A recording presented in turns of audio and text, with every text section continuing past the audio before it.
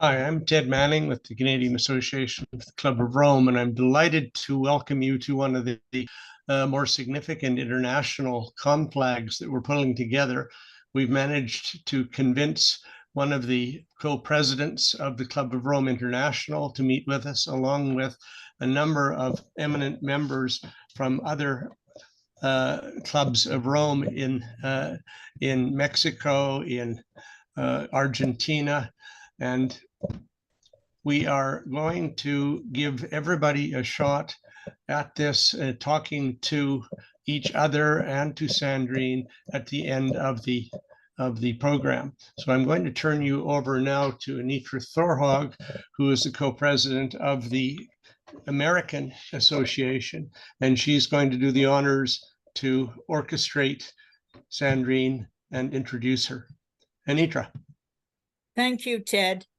And thank you for everybody for coming. We have had in the Western Hemisphere meetings between our 5 associations 25 times over the past 2 decades. And we have very active associations. And we have representatives of the Argentine and the Brazilian and the US, and of course the Canadian, being hosted by the Canadian here now. But we're terribly delighted to have the wisdom of Sandrine Dixson-Declève, who, with a series of other people in the Club of Rome, has used Transformational Economic Commission models to write this very interesting book, Earth4All. Sandrine is well known as an extremely active co-president of the Club of Rome for the past 5 years, but she also has been an EU expert on economic and social parts of research and innovation, and the EU mission on climate change and adaptation, which she's been extremely active in for almost 15 years.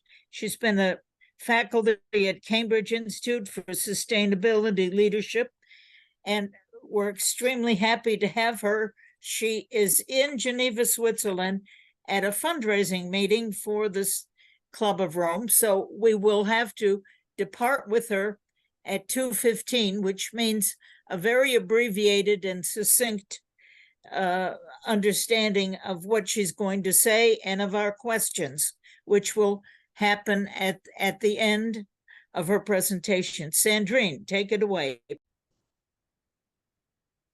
First of all, let me thank the organizers of this incredible call and all the activity that we've seen coming from the North American and Latin American regions.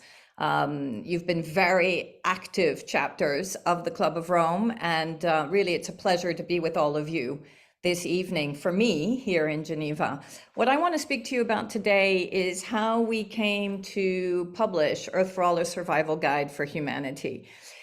As you know, 50 years ago, about 52 years now, in 1972, The Limits to Growth was published and also warned that if growth trends continued, we would overshoot Earth's capacity.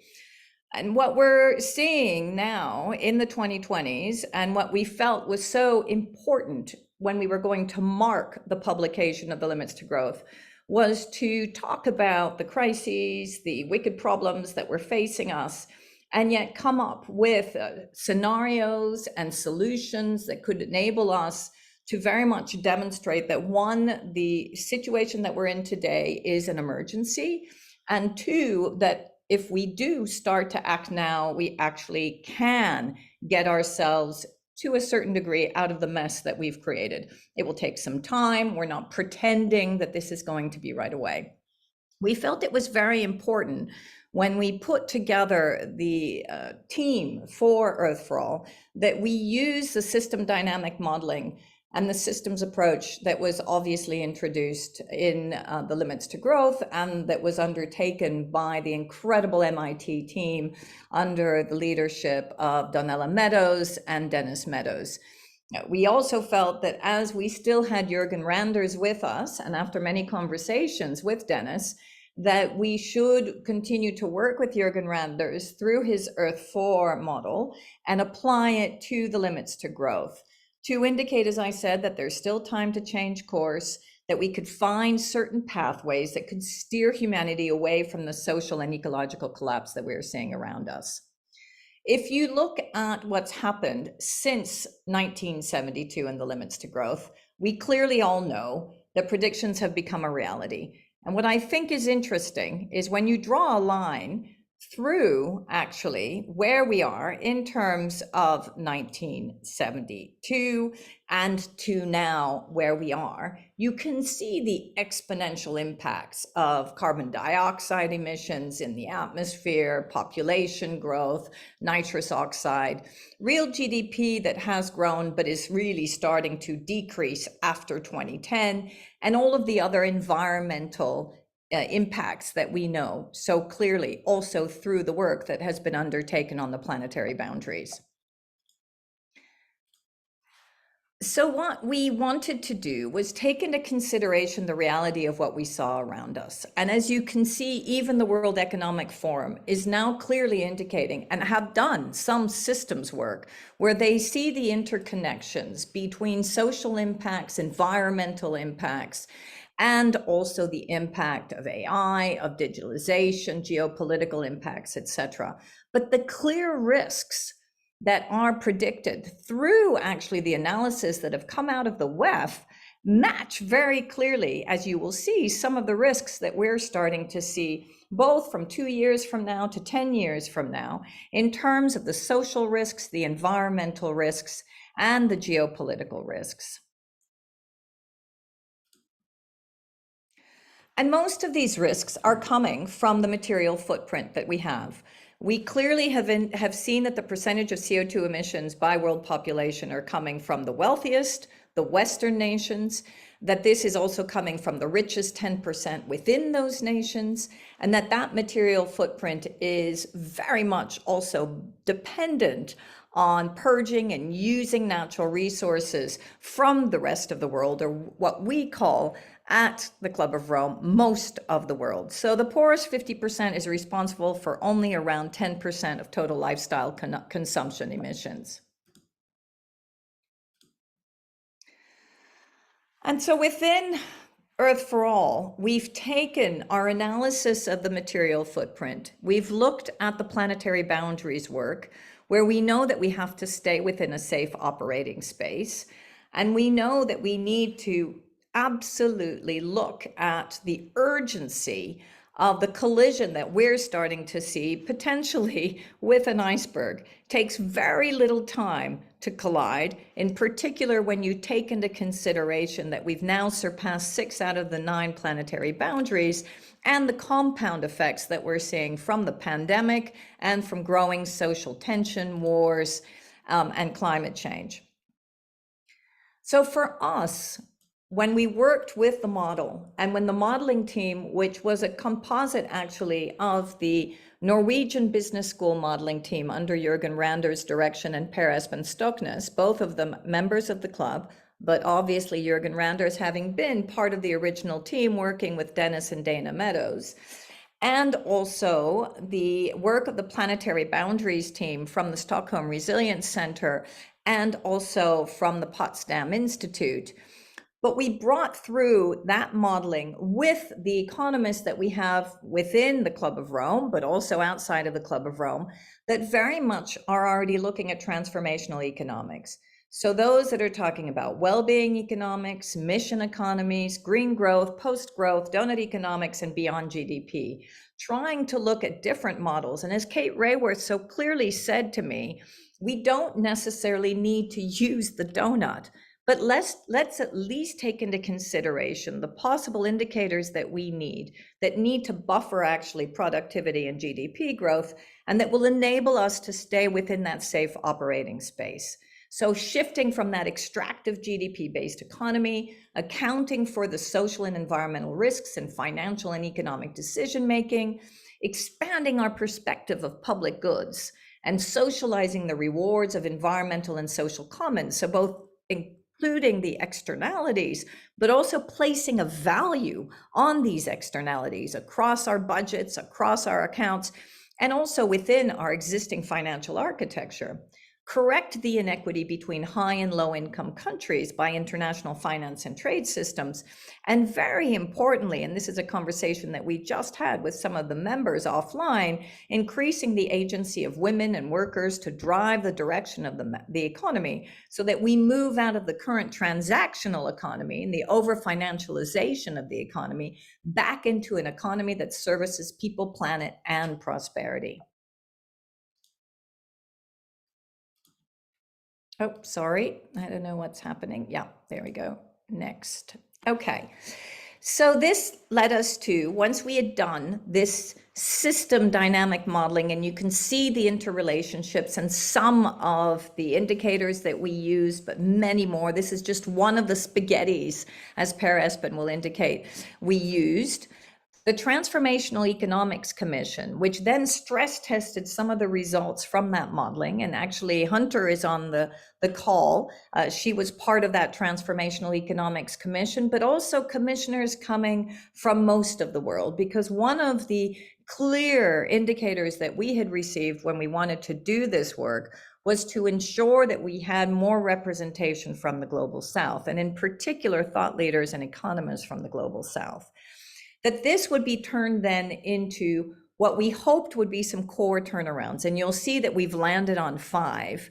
And then we would shift to a third pillar, which actually to date has not been part of the Club of Rome's work, which is translating all of that thought leadership, not only into a publication, but into a global campaign, so that we can create a movement of movements and ensure that actually we captivate more audiences with our narrative, but also governments in terms of the type of theories and action and recommendations that we have put forward.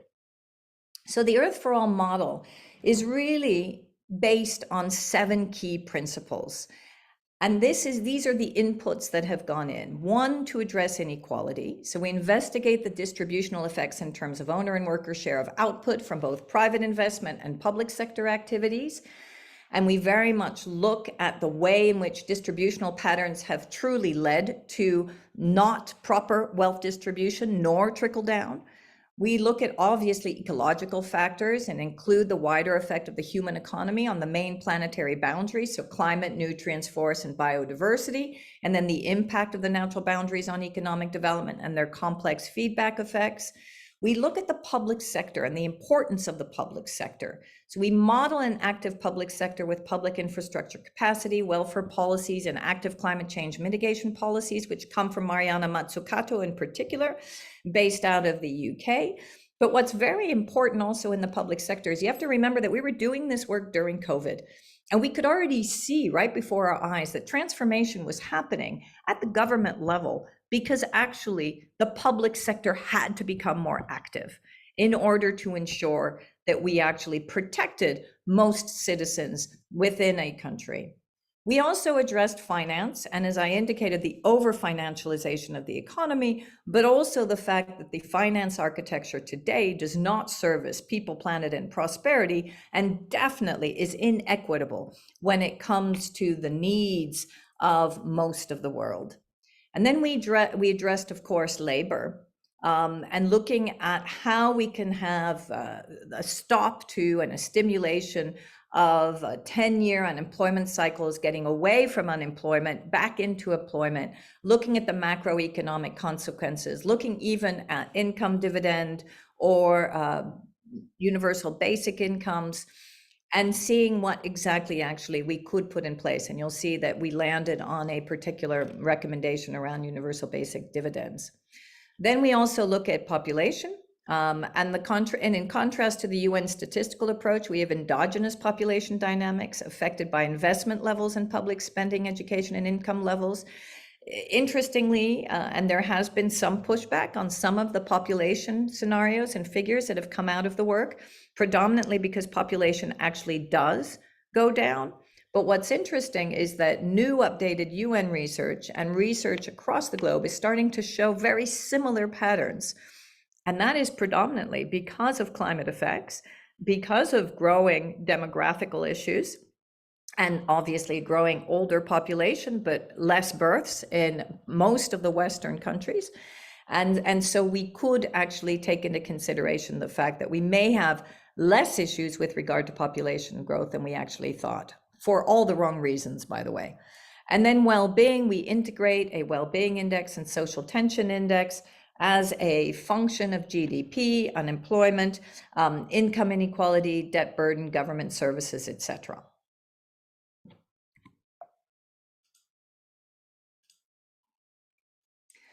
What we come to are two key scenarios, and we're trying to look at one future. So what would be the alternative future? And we have either the too little too late scenario, which is basically we continue on our current destructive path, or we have the giant leap scenario where we achieve the fastest economic transformation in history and we do hit our well-being goals.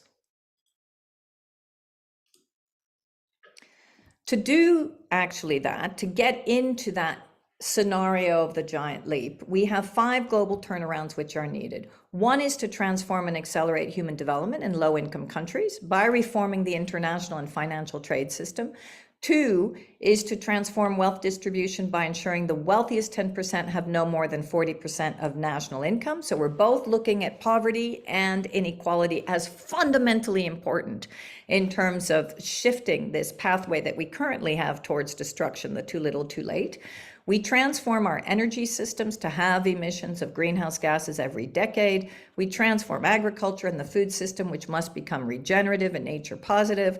And then we transfer gender power balances so that we empower women and invest in education for all. This has clearly a population effect, but also we believe that greater diversity in government and decision-making is fundamental if we're going to achieve the shifts that we need, and also if we look at the complex, wicked problems that we have before us.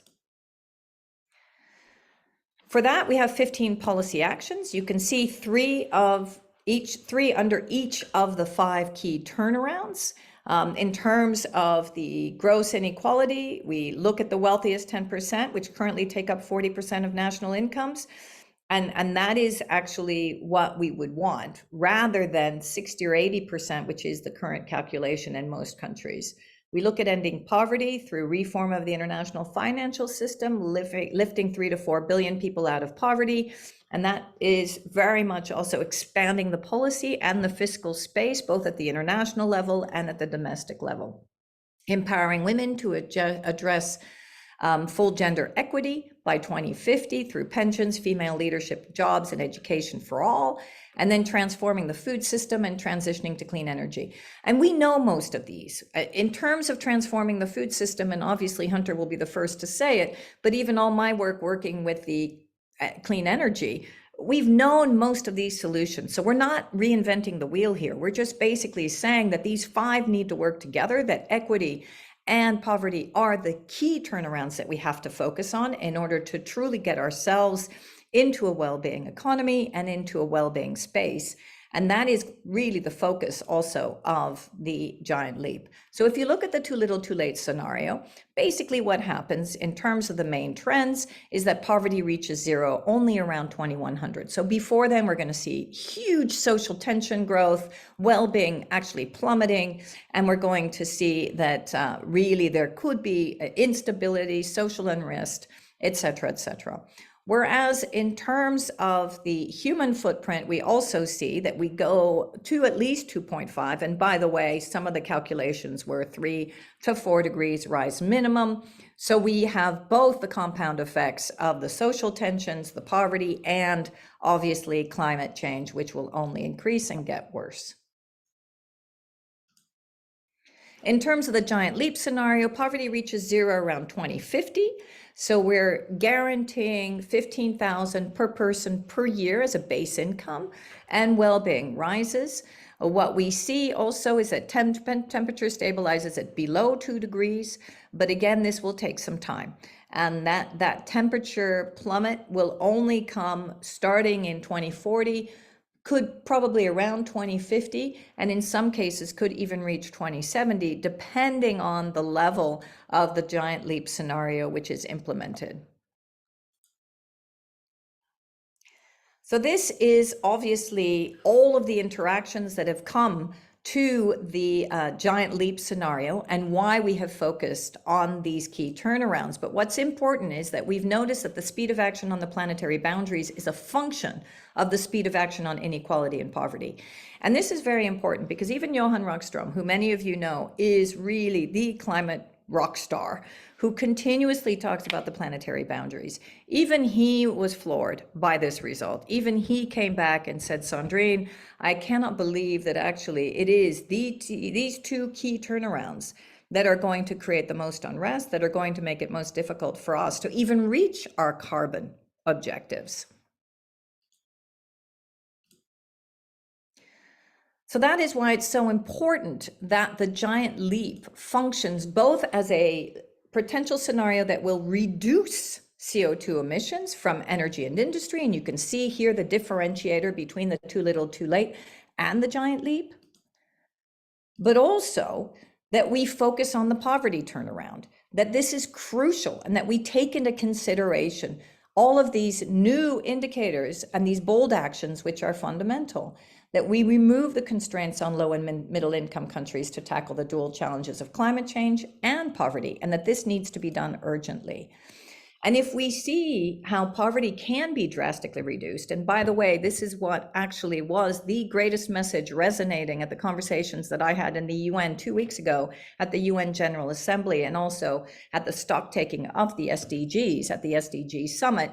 And in particular, and I'll talk a little bit about that in terms of our new report, the conversation that we had directly with General Secretary Guterres and Deputy Secretary General Amina Mohammed. So again, here you can see deep reductions in terms of poverty if you apply the giant leap by 2050, continued growth of poverty if you apply the too little, too late scenario. In terms of inequality, we know that countries are more equal and perform better in all areas of human well-being and achievement than countries with divisive levels of income inequality.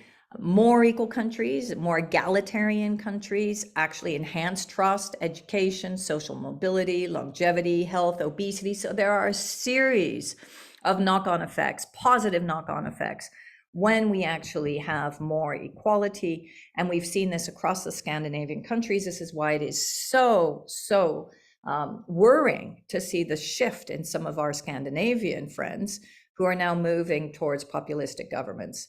So even counterintuitively, what we've seen is that wealthy people in more equal societies, for example, the Nordic countries, do have higher levels of well-being than wealthy people in countries with high inequality. But somehow the populistic governments have been able to bring in and seed so much fear, in particular due to migration, that actually we're seeing a reversal of these policies, which is really dramatic. So again, a world with less inequality, with a giant leap, is going to seriously actually, and we see it through our inequality index, reduce the inequality levels. And we see that with the too little too late, we have an increase, in particular, as we move towards 2100, in fact, twice the amount of inequality change if we actually put in place the too little too late. And what's incredibly important is the trust ratio. And this is where we start to talk about the social tension index. If you look at wage inequality, just in the US, it's increased by 14% between 1970 and 2010. And I added this statistic as well because I was floored by this statistic. CEOs' salaries in the United States have increased by 1,400% between 1978 and today.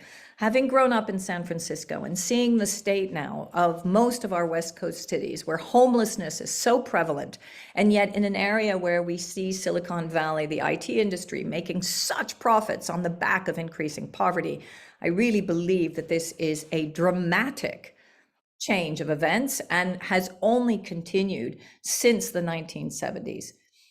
In addition, what we're seeing is growing distrust amongst people, amongst different parts of the population. And this also has a huge effect in terms of the government and trust in the government.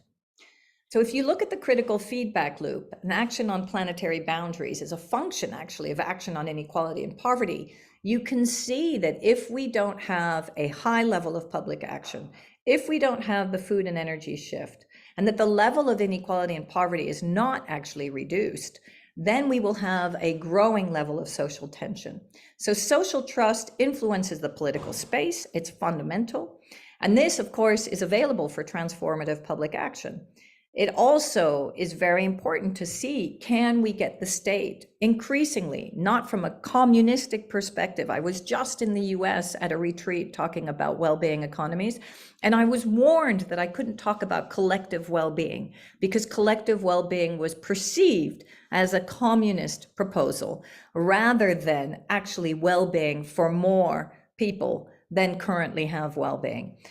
The regulation, obviously, also not only on food and energy systems, but across the board, have to take into consideration inequality, as we see now in Europe with the windfall profits, for example, of energy and food companies on the back of energy poverty. This is only increasing a distrust in the government, in multinationals, and is leading again to a shift towards populistic governments.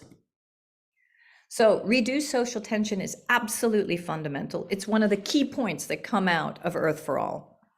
And this can only happen if we put in place the giant leap scenario. It will not happen if we have the too little, too late scenario. And you can see the differential in terms of the too little, too late scenario and the giant leap, in particular in these very important years of transformation between 2020 and 2060, where we really are having to ensure that we reduce social tension for a variety of stability reasons within our economies and also to foster democracy.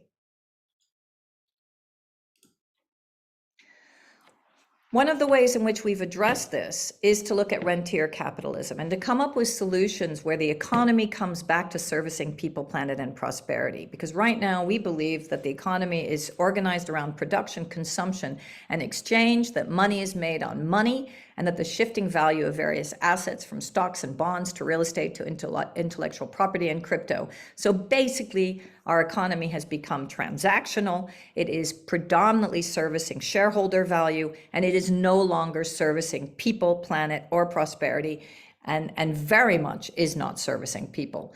So redrawing the game board for us is fundamental. Setting up citizen funds to distribute the wealth of global commons fairly. We've seen that this has happened in Alaska. It's also happened in Norway. How can we replicate this across the board? Government measures, subsidies, incentives, regulation to expedite restructuring, not to continue to foster the old high carbon economy or an economy that doesn't actually entail wealth distribution. Reforming the international financial system to ensure that we've got more fiscal space. And this is what we see with the Beyond Bretton Woods agenda, those proposals that we see from the Bridgetown agenda being proposed by Mia Mottley, who's the Prime Minister of Barbados. And then new progress indicators in the context of well-being economies. So looking at new indicators, moving beyond growth, and then the interaction between all of this in order to ensure the finance system and the economic system is working together with good governance. So what we want to achieve ultimately is well-being for all with the giant leap. And you can see that in reducing social tension, in ensuring that we have those 5 turnarounds, we do get to a well-being state. However, if we continue with the too little too late, which is today's scenario, it's business as usual, we will continue to not have a growth in well-being. We are already on a path of a descent in terms of well-being, in particular in those countries that are the wealthiest, in particular in the United States, in North America, less in Europe, but it's starting to grow, but we also see it in UK. So those economies that have fostered an extractive, neoliberal, capitalistic economy continue actually to have a huge plummeting in well-being, whereas other economies that are more egalitarian, trying to move towards well-being principles, are seeing the reverse. What I want to do is summarize a little bit where we've gone through Earth4All. The process has been that we have published the book. We now, in addition to the book, have on our website a series of deep dives that have been published and many more that will come. This is material that is available. We wanted to make sure that we were open sourcing, having a variety of different materials available that anyone could actually tap into. We've also had a series of different translations. So in 1 year, we've had the following translations. In fact, French was just translated as well, and I've just been in Paris this week in order to launch the French book. The Korean book as well, and then we'll have the Spanish book, and we're looking also at Hebrew, and we're also looking at Arabic. Why is it important to talk about the way in which we have formulated this differently? Because we have a slightly different theory of change than in the past with regard to the Club of Rome, of coming out with incredibly important seminal reports, and yet not following through in terms of building out the movement, thinking through how we can not be criticized as elitist or sitting in our ivory towers, but instead translating our thought leadership into action. What we truly want to do, and this is the campaign part, and I don't like to refer to a campaign, so let's call it the movement of movements or the building of movements, is to influence a series of different audiences, influence specific multilaterals, to ensure that we change the narrative. And in fact, Hunter and others were also at a very strong narrative building exercise at the Garrison Institute in upstate New York just recently, because we brought many different types of communication artists, of different types of storytellers, indigenous people, to think through what is the narrative of Earth4All? How can we translate this more broadly, and how can we work together in order to broaden it?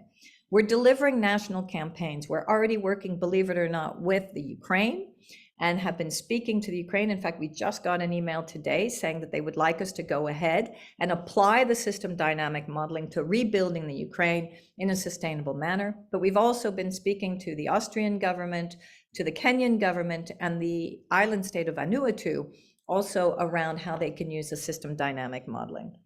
We are also looking at research and the feedback loops with the research, but we're also putting forward a simulator, a gaming instrument, in order to ensure that that research can actually be accessed by different schools, universities, researchers, but also government officials.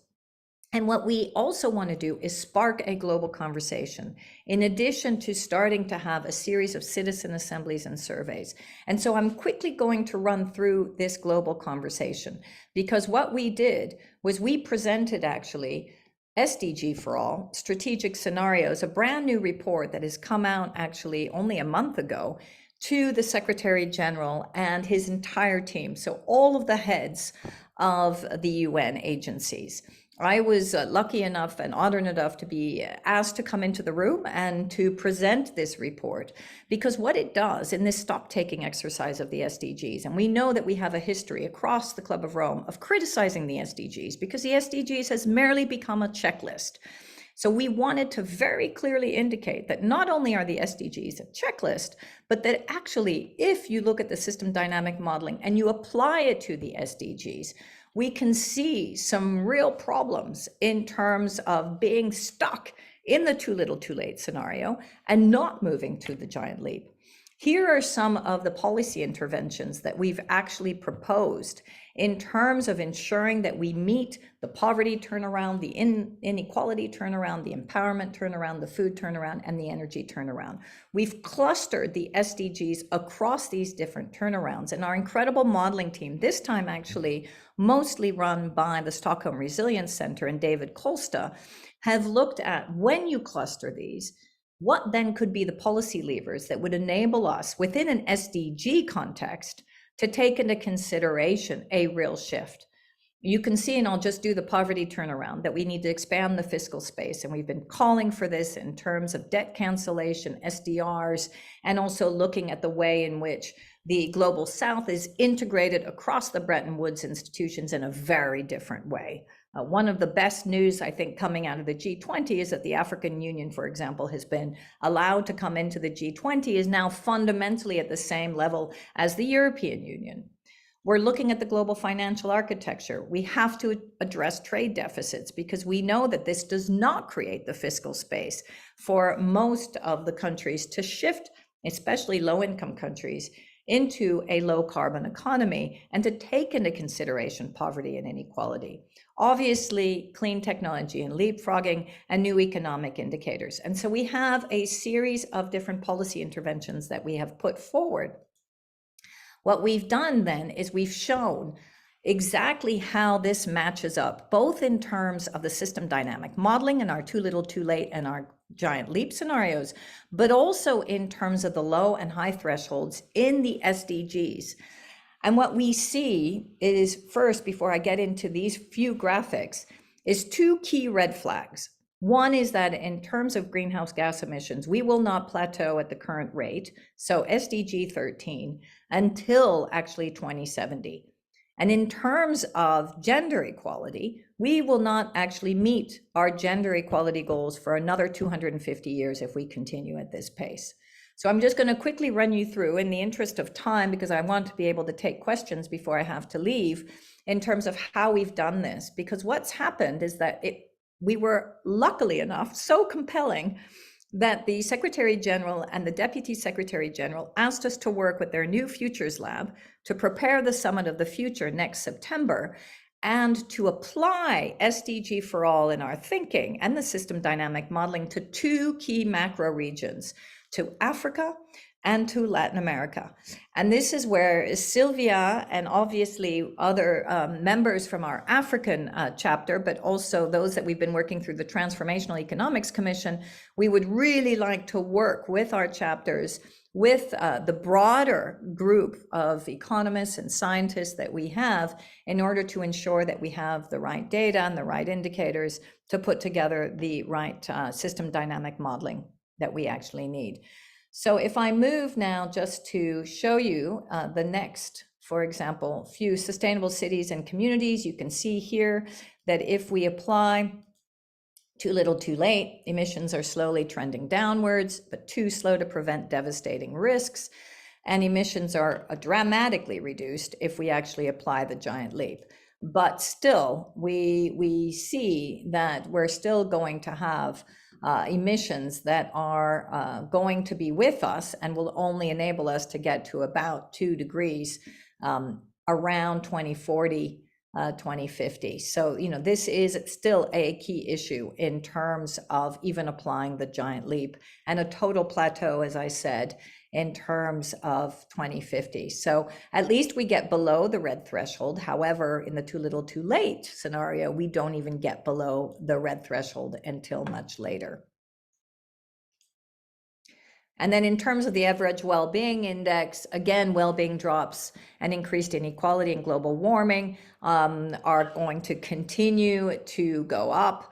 Whereas in the giant leap scenario, we see here this line that we're actually going up in terms of the average well-being index. This means that we surpass the green threshold within the SDGs, and which has been called upon by the Secretary General as essential, only when we kind of start to get to this period. We kind of have a slight increase in 2030, but then go down again as there will be a tip and pushback. There still obviously are some issues that we need to look at in terms of the system dynamic modeling itself to see how these curves can actually be shifted so that we have continuous average well-being growth.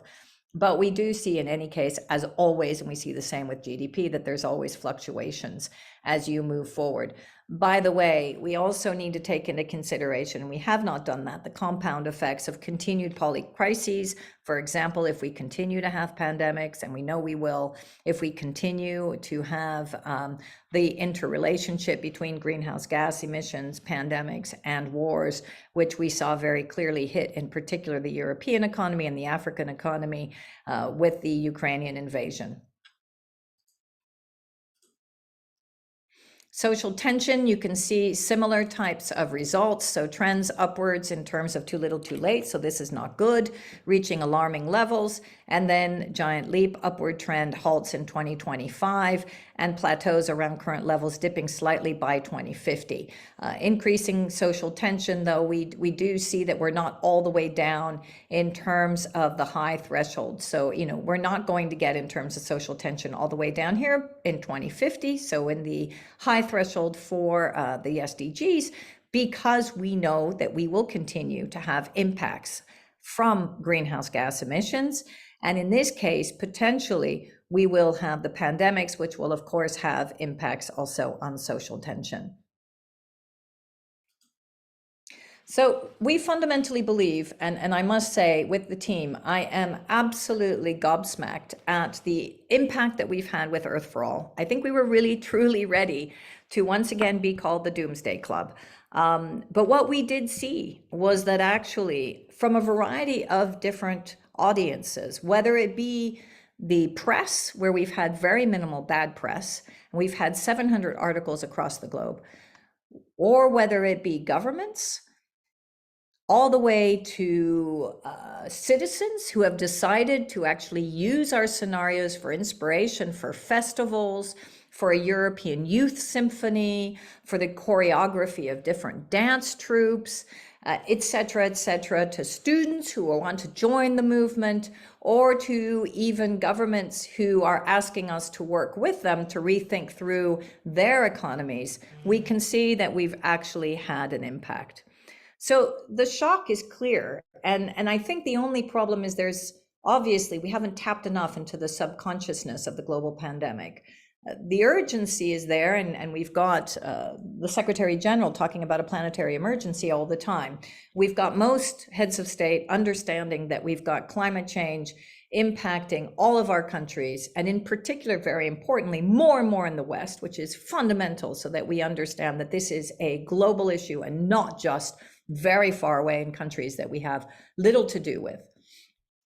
The will is also there, and that's been interesting. We undertook a survey which clearly indicated that 74% of people in G20 countries want transformation towards well-being economies.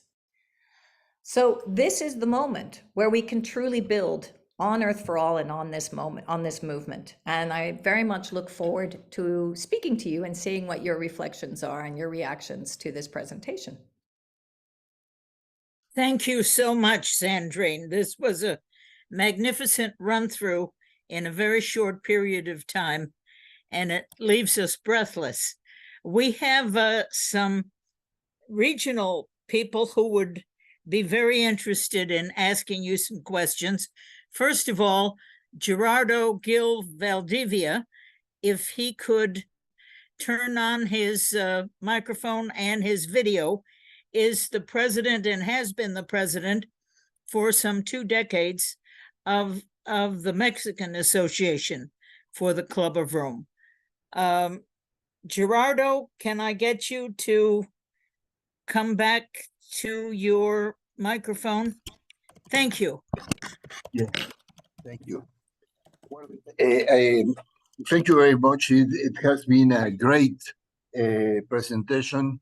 We are in Mexico working very close to this initiative, and I would like to support all the Sandrine Dixson-Declève has explained.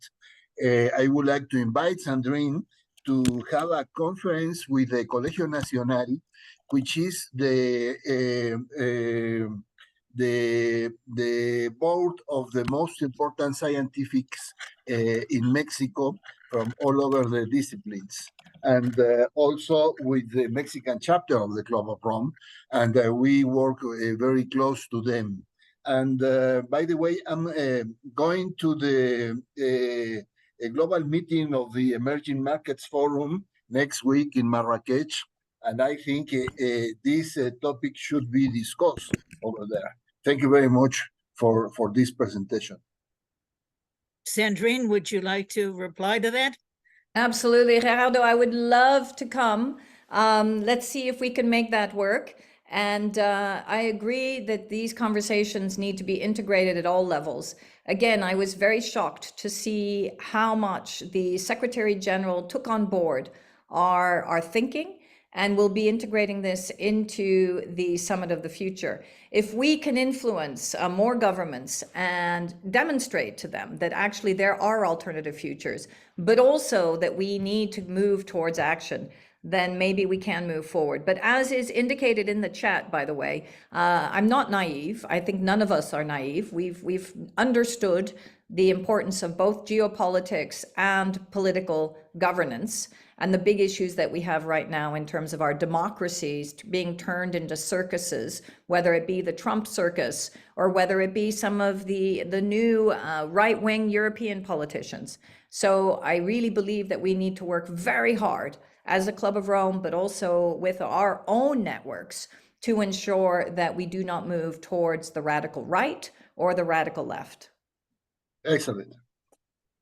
Yes, thank you. And I've failed to mention that Gerardo had been on the executive board for 6 years prior to this. Sylvia Zimmerman Castillo from Argentina, who is next. If Sylvia, if you turn on, and she has been the executive director of the Argentine. Right now, that post has gone to her very capable son.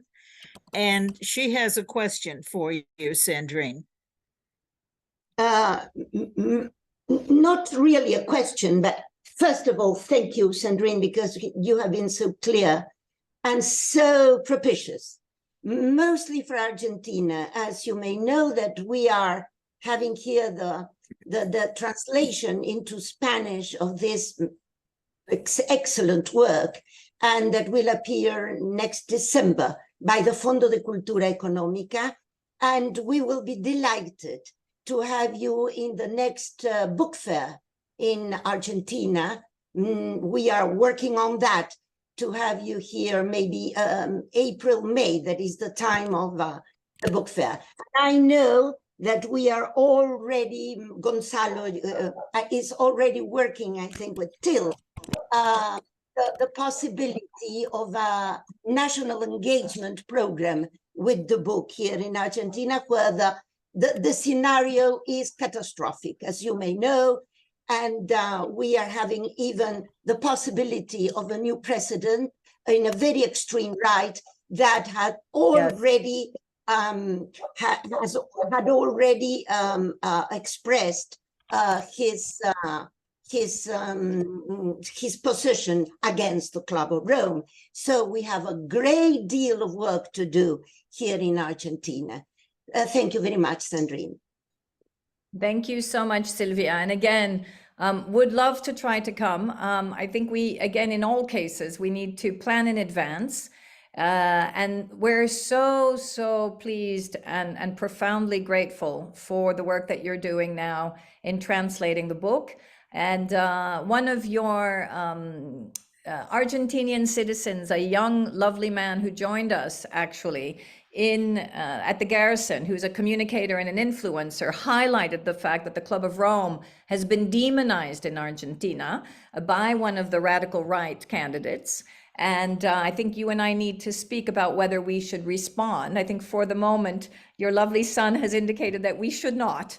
But let us see whether it makes sense to enter sometimes into some of these conversations or not. Absolutely. Thank you, Sandrine. And thank you, Sylvia, for this massive work of translation and for joining us. The next question will be from Ted Manning, president of COR. Ted? Yes, Sandrine, that was marvelous. And quite frankly, I think everybody should read it and believe it and do it. But the biggest issue, I think, is we have been so trained to be obsessed with growth as being the prime directive and perhaps a religion, that getting anybody to actually do these things, accept them as rational and reasonable to do, is probably the largest challenge. So my question is, how do we get enough outreach to the right people where they actually stop doing what they're doing now and take this path? Thanks, Ted. That is our big dilemma. And again, we're not naive enough to think that we're going to be able to convert everyone. Again, part of the conversation that we had offline before starting is my key worry that the other side, the most powerful, whether it be multinationals, oil and gas companies, governments who really appreciate short-term profits, or the wealthiest of our societies, are now starting to see the pain points. They're starting to see the potential backlash. And so they're pushing back hard. We've seen it at the European level in terms of some of our nature protection laws, where the right wing are using fear mongering in the same way and manipulation that we've seen Trump do and others from the right. Yeah. And this is really quite frightening. So I do think that we need to figure out where we spend our time. What we're being told time and time again is not to focus on the dissenters, even though we need to be very careful. I often talk about Cambridge Analytica for good. Personally, I think we need a strategy, all of us, as to how we can infiltrate very clearly with the right information and make sure that actually we start to convert people. The other key message that I keep on focusing on is this, excuse my language, bullshit around the fact that the economy is working. We can talk about the indicators, we can talk about the fundamentals of economic theory, but we just need to point towards some of our cities that are seriously broken from a capitalistic proliferation of financial value for only certain people and not for others.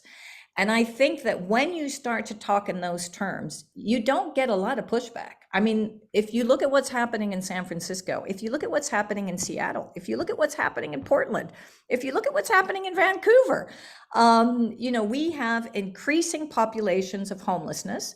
We have increasing, in particular in the United States, problems around addiction, whether it be opioids or heroin. We have increasing social tension. We have bad laws.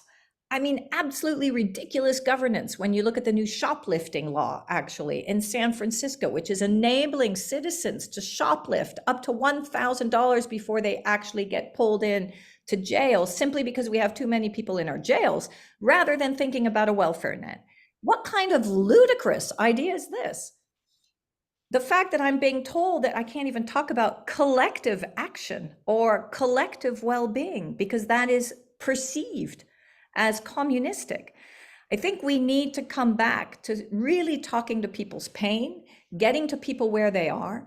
This well-being retreat that we had in Montana was fascinating because of the racial issues that we're seeing in the US, because of the lack of addressing of the inequality and poverty issues that we so clearly indicate are so fundamental in Earth4All. If we're able to come to those pain points and come up with narratives that resonate with people through citizen assemblies or what we're calling town halls, if we're able to bring more countries on board, for example, the well-being economies during COVID are the ones that perform the best. They perform the best for two very key reasons. One is they actually had women at the helm, apologies, who did not care whether they were going to make profit, but closed down their borders immediately to ensure that people were safe. And then they put in place local economic functioning structures and infrastructure to ensure that actually their communities could continue to thrive. The companies that did the best through COVID are the ones actually that de-risked their value chains through ESG. And actually ESG companies and certification went up. And I know that ESG is on the attack, environment, social governance criteria in the US, but we see fundamental resilience from these companies with regard to value chain risks because they've de-risked their value chains. And we've also seen fundamental resilience from those countries that put in place new indicators that buffered productivity as the only indicator. Those are the kind of statistics that we need to bring out, that we need to point to, so that this doesn't become some kind of naive pie in the sky vision, but actually a reality that people can understand. Thank you. Thank you. And thank you, Sandrine. David Lehrer from the UCB board has the next question, but his video is not working. So he's just going to tell you the question. Yes, sure. And thank you, Sandrine, for a very thorough and cogent presentation. And of course, the club, the US club supports and wants to do what we can to promote these goals. To continue a little in the pragmatic North American vein of Ted's question, you mentioned building out the newer pillar of social movements of movements.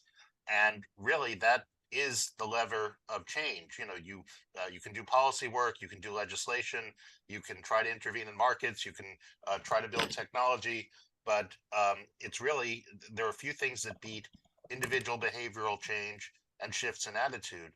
And you've said a number of things about how Earth4All and the club can touch on those things.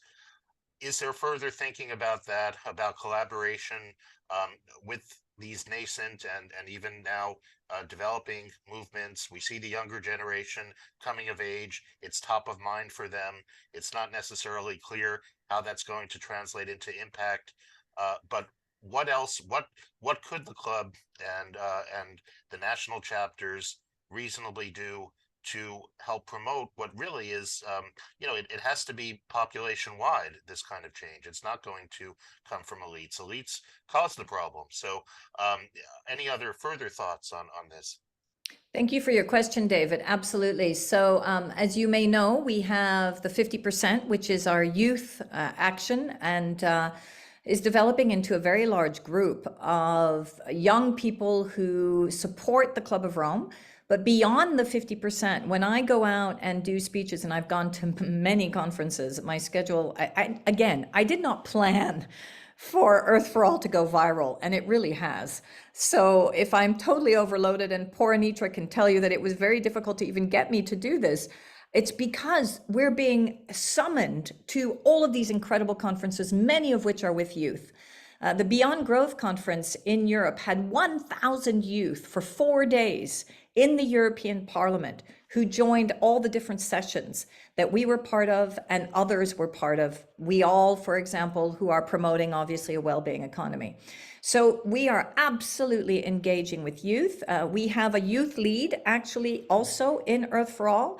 Lena is very much working on building up the youth movement around Earth4All. We have climate activists that have linked up with us, NGOs that are linking up with us on a variety of different campaigns. But by the same token, we have very serious scientists, economists, and organizations, institutes, think tanks, who are working with us on some of the more, let's say, meaty parts of our discussion, which is poverty alleviation, redistribution of wealth, which is why we're working with Patriotic Millionaires, which is a fabulous organization in the United States where millionaires have come together and said, okay, hands up, it's time to pay our fair share. So I think it's really important that we broaden the way in which we partner. This is, again, something very new in the Club of Rome. We have in the past not partnered as much as we should.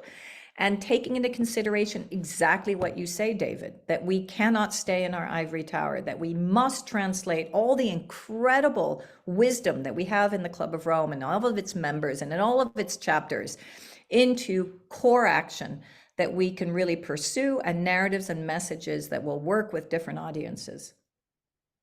Yeah. Thank you very much, Sandrine. And thank you, David. Now I'm going to ask one of our finest modelers in the USA Club of Rome, Barry Hughes, a former COR member, who has done a wonderful study on STDs. If he would just like to comment, take himself off, put off the stereo and comment on the STD part of what Sandrine has said. And he will be followed by Andrew Gaines and Dave Doherty from COR. So if they can go on deck, please. Barry? Thank you, Anitra and Sandrine.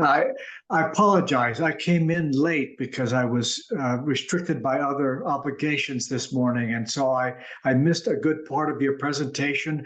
And I'm very hopeful that there's a recording that I'll be able to get and catch up. There is, but, yes. They're excellent. But in general, obviously, the work is spectacular and terribly important.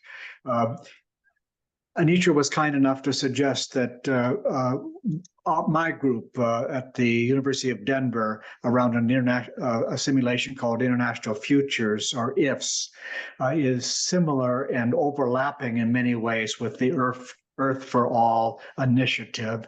And Sandrine, I'm actually hopeful that we can continue some contact after this discussion today.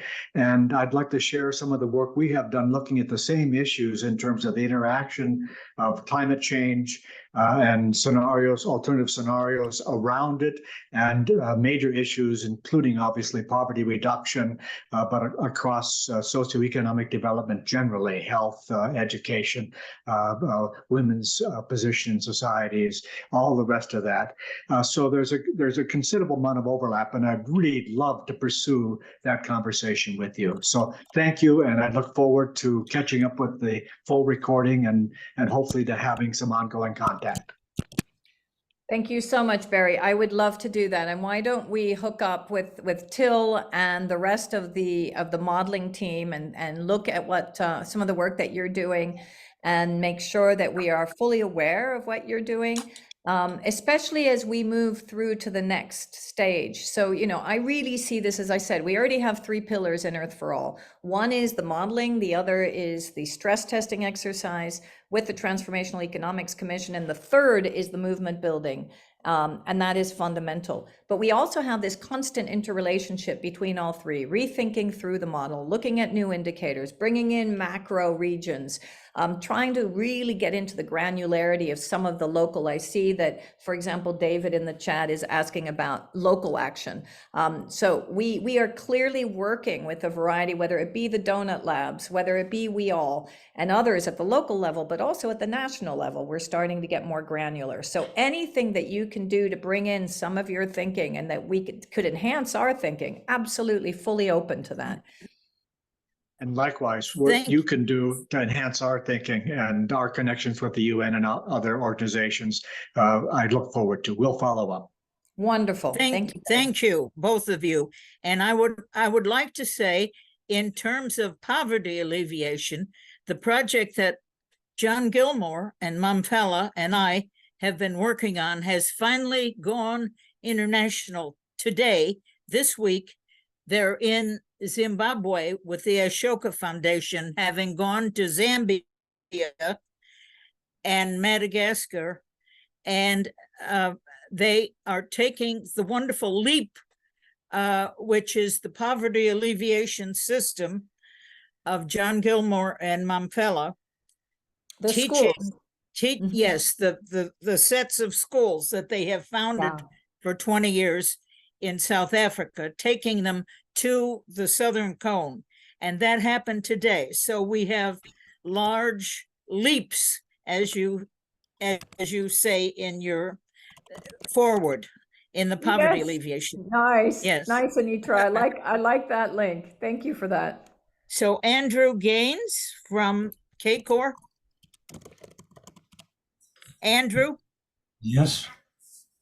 Would you like to ask your question? Yes, I'd like to make a quick statement, if I could, Sandrine. I think we need to shift public consciousness, and that we'll need simple communication tools. I often show, I don't know if you can see it, this cartoon of the industrial system. And my thought about the way to reach people is to inspire the members of established groups to be citizen educators and give them very simple tools to tell the story you're telling, basically. And I wonder if offline later we might have a conversation about that. Yeah, thank you, Andrew. This is why also at the Garrison Institute, we really brought in storytellers and we wanted to have more illustrators. I fully agree with you. We've also been working with, well, actually, I didn't speak about that. So for the moment, we have 5 proposals for documentaries and podcasts and books on Earth4All. We have one coming from the BBC. We have 3 that could be potentially Netflix films. We have several books and illustrators that have come to us. You know what is phenomenal is that we're not actually even having to go out now and start thinking about this material. People have seen Earth4All and gotten so inspired that they're coming to us. And that's much better. And then we work with them. So absolutely ready to speak to you about illustration, the use of cartoons, the way in which we communicate. Absolutely. Let me bring in one more point.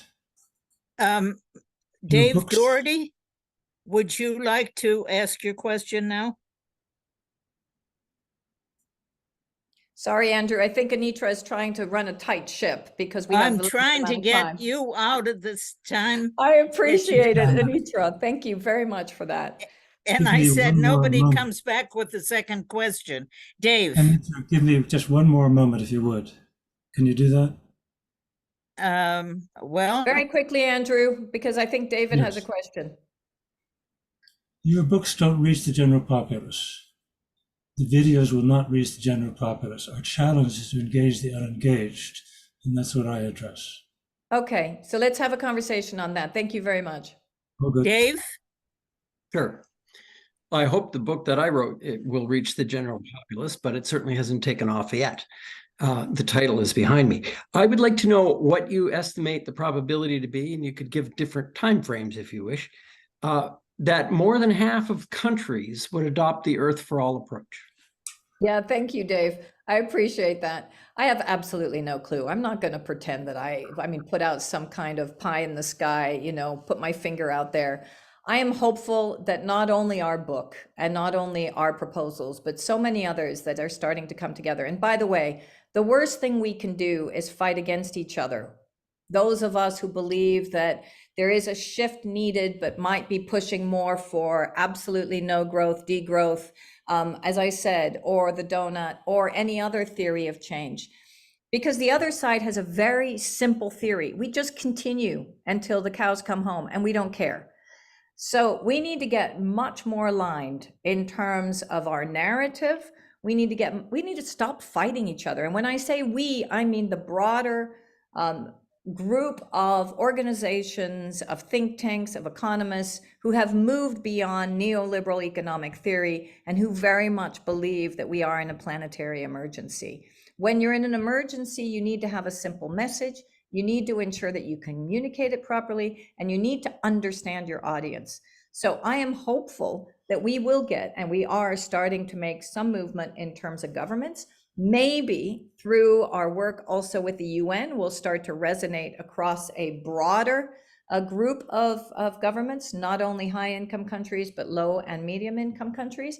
But apart from that, I can only hope that people will wake up and become human again and realize that they're part of a broader species and that the planet's going to survive, but we won't if we continue at this pace. That wake-up call, I can't predict, because humans are what they are, and we are in the Anthropocene, and we know that we are incredibly destructive. So I'm trying to remain hopeful. I have 2 young adult daughters, and that is what keeps me going every day and waking up. As those of you who know me and have seen me speak, I continue to try to come out with solutions and say we can do this. But I am very fearful that actually the greed, the power, the politics, the short-termism, and the continued patriarchy that is really pushing the way in which we move towards extraction is going to kill us. I prefer to think of us as being in Pyrocene, but I really liked your reference to the cows coming home, because you know what happens in the barn when they come home. Yeah. all right, thank you very much. And Derek Paul has another question from COR, and that's followed by Van Hudson, and then I think Ted can do the wrap up, and we send Sandrine off at her appointed time. Thank you, Anitra. You've done a beautiful job. Thank you. No, we don't have any Derek Paul. Okay. Van Hudson, would you like to make a comment? Van is the I'm past here, president. but I've been cut off. Oh, all right. I beg your pardon. My question had to do with my probable misunderstanding of what our guest said about population. I studied global population very thoroughly last winter. Only one country in the world had a decline of population that and that was a country in which the national policy and is in complete agreement with the citizens.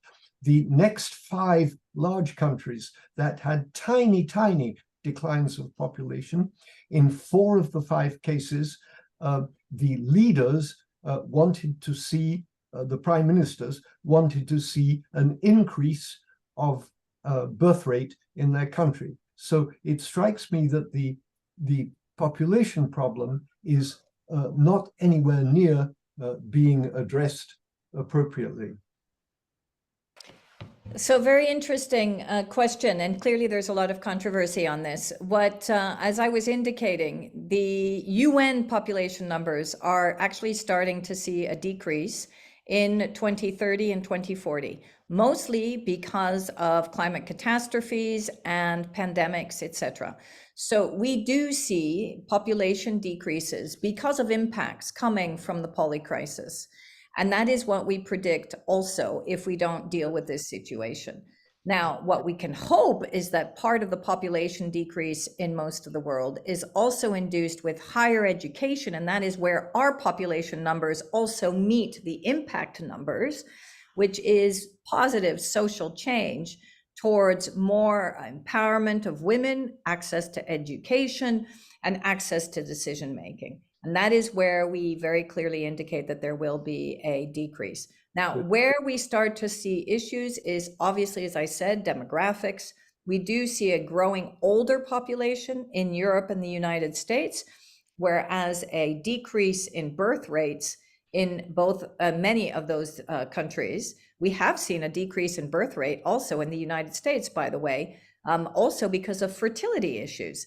So I think there's a mix of different indicators, but I do believe that the UN is coming. We had a similar conversation with the UN. The UN is starting to come to that conclusion as well. So it may be that, yes, for the moment, population is not decreasing, but what we see is that there is a start of a population curve decrease around 2030, 2040, due to increased impacts from a variety of different crises. I'm sorry, Derek, that we're going to have to cut this interesting discussion off, but I think Ted has to thank everybody, and I thank the Argentine Club, the Mexican Club, and particularly Canadian Club for hosting this. And Ted, the floor is yours to thank Sandrine. Well, I really for do beautiful. wish to thank Sandrine and also to say to our various attendees that we are holding these approximately once a week. This is one of the more active ones. Obviously, the presentation has stimulated a lot of very interesting questions, and one which we can certainly pursue after. I'm also going to make the point that Sandrine has to go because we would definitely have no trouble keeping you busy for a while. And definitely the Earth4All has made it very clear that there are a lot of initiatives going on that any of us could be party to and could help. And so we are not going to have this be the last one of these we do. Warn Sandrine and others from the Club of Rome that we will be drawing on you from time to time because we would like to continue the conversation and certainly wish to continue the conversation with the other leaders from our other Club of Rome national counterparts. So that's a promise to you. We're going to ask you again. And I am happy to come back. okay. And maybe even in person, we can try and arrange that too, if we're lucky. Hey, Ted, if you can get me to Canada, I'd love to come.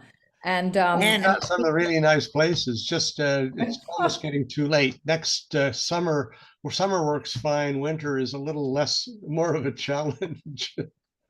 Anyway, let me say goodbye and thank you all very much. And again, as I indicated in the chat, I apologize for not being able to answer all your questions. Happy to continue them offline, and wishing you all really a wonderful day and a great continuation of all of your activities. Thank you again, Sandrine. All of the clubs in the West are very delighted to have you here, and we wish to continue this conversation. We are going to and here comes the commercial, by the way. Continue the conversation. Yes. And Sandrine is going to go to her fundraiser. Thank you.